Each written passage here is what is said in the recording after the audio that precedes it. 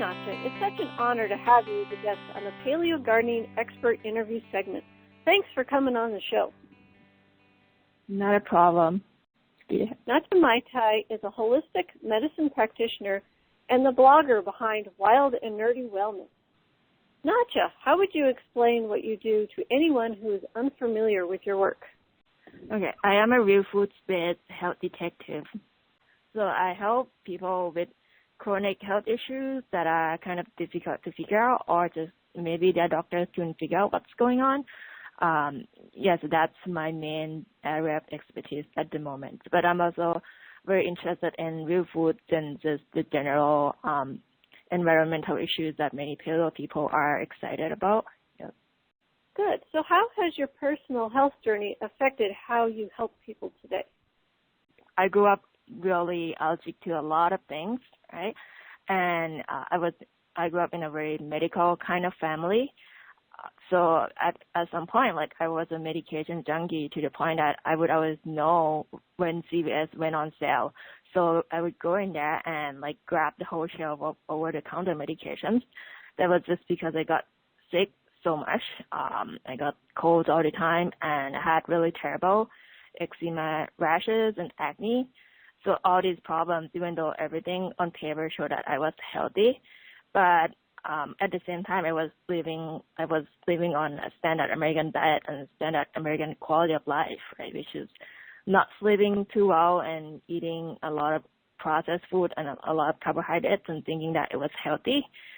So a few years ago, when I discovered it was a version of a low glycemic impact diet, like pretty much most of my problems cleared up right away, and I was pretty impressed by the impact of real foods on health. And it was through Pinterest that I found like keto recipes, which are recipes that were compliant to the plan that I was doing, right? So that was the start of it, and that was when I started recommending paleo and low glycemic impact kind of diet to people. And I just realized that it can help so many people with many different health conditions.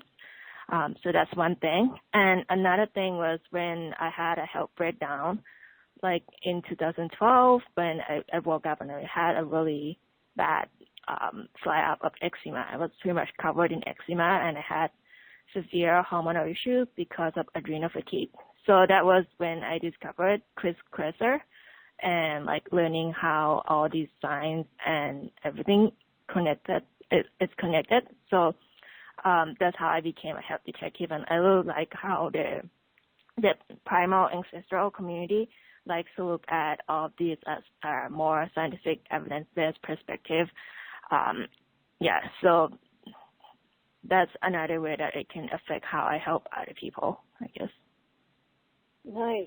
Yeah, everybody, I too have my story, and it's fun to hear everybody's different stories.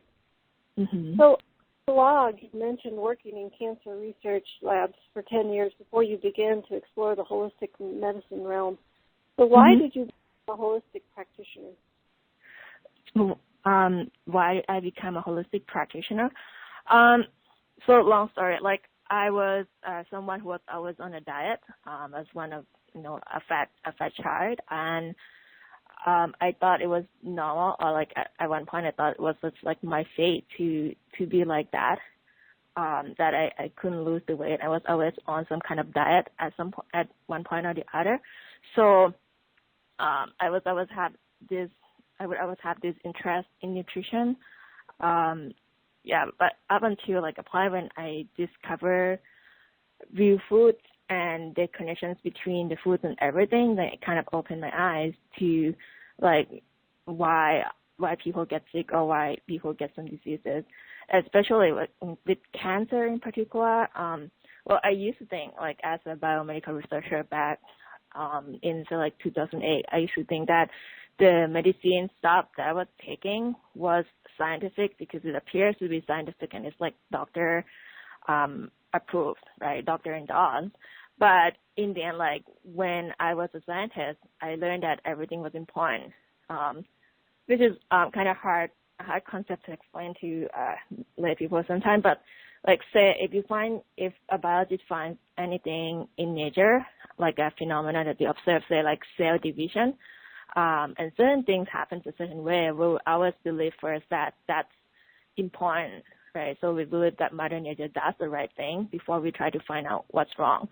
And I don't know why this concept is lost in biomedical research, where when we feel the pain or where we feel something's wrong in our bodies, we stop thinking that it's an important thing that Mother Nature does the right thing. But instead, we just go and get a pill to suppress the symptoms.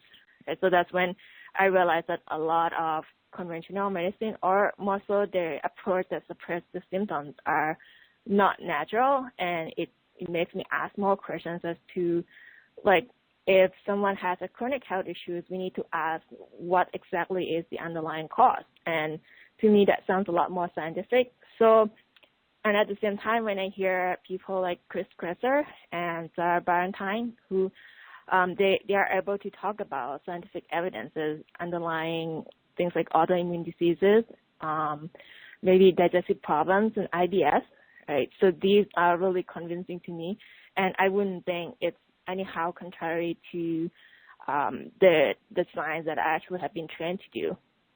Yeah, so it actually is a very logical transition to me, right? But when as a cancer researcher, I've become jaded about the conventional quote-unquote cancer treatment because it looks like unscientific in my eyes to first they try to understand what's going on in cancer, and then they try to invent a pill to cure cancer, which is not the right way to do certain things, because it's like when someone gets cancer, it's not because they have a lack of chemotherapy drug. Do you know what I mean? It's other kind of health issues that are accumulating over years, and then eventually it manifests in the form of cancer. So you can say that maybe the body is doing the right thing and is trying to tell you that you are doing something wrong. So the best solution is to figure out what the root cause is and to fix it, more so than to get a pill. Yeah, so that's how I became a holistic practitioner. Good. That makes way more sense to me, too. Mm-hmm. So what is your vision for the future of your work? I have a few different things that I really want to do. Like, one of the things that I'm really passionate about is how the science is being communicated to the public. And that's because I'm a basic researcher, right? I do original work. So I understand what it's like to generate the science and the data. And it really, really hurts my feeling too sometimes when I see a sensational headline that's created by journalists or maybe even the internet, right? And the data and the findings are completely twisted. And that's not only painful to like the researchers, it can hurt the people who read the messages as well. You know what I mean? Like, for example, the news about red meat that is going on around the internet at the moment. So that can be harmful to the consumer of the audience. So one of the things that I want to do is to be someone who help the public understand these scientific messages, right? Be it through my blog or through journaling. So I might want to be an investigative journalist to help people understand more science. So that's one of my main missions.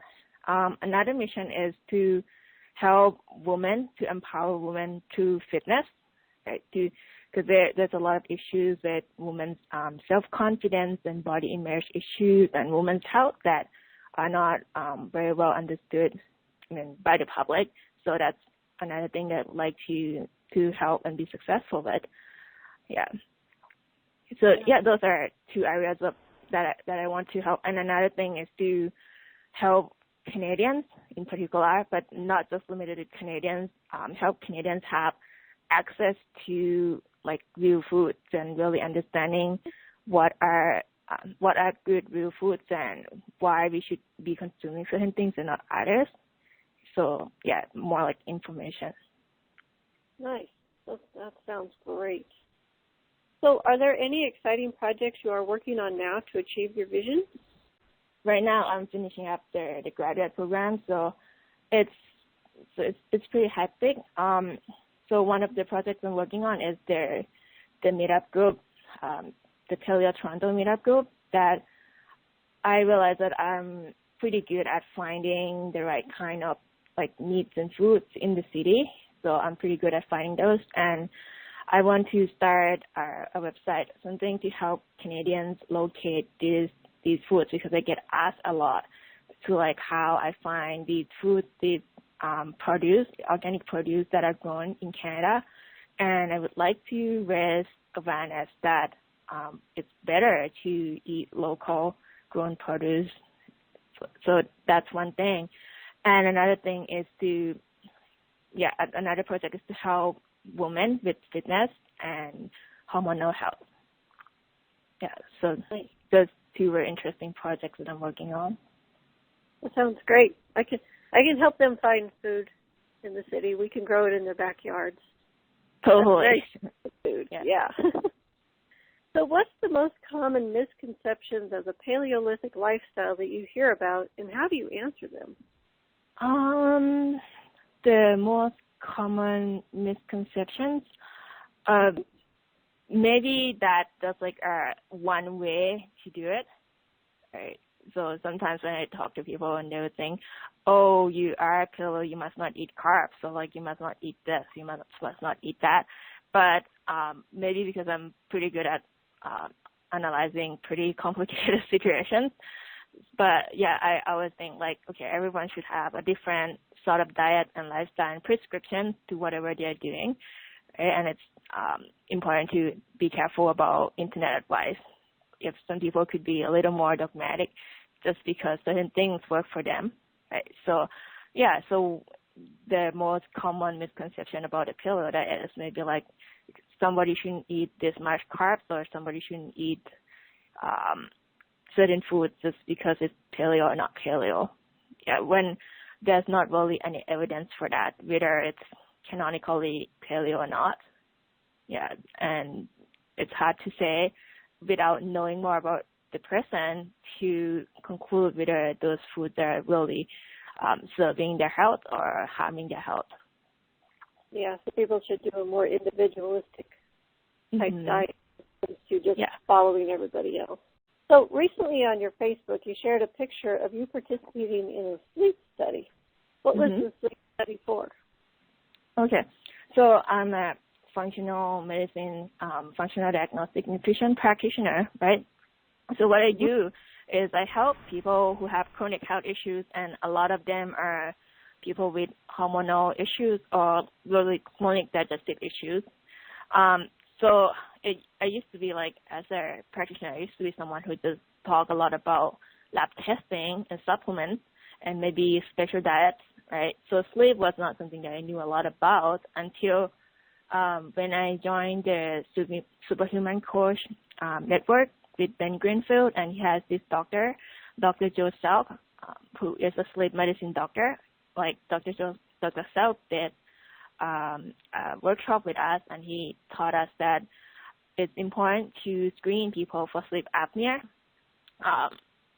So because obstructive sleep apnea is a very common problem among people who have chronic health issues. And when I looked into the literature, it says that about 10% of people with obstructive sleep apnea is actually diagnosed. So about 9 in 10 people with sleep apnea are not diagnosed. So like a lot of people who are walking around maybe with some chronic health issues or some fatigue that they can't figure out what's going on. They might be having some issues with their sleep, even though like on the surface it looks like they can just go to bed and wake up and it looks like they are getting 8 hours, it's fine.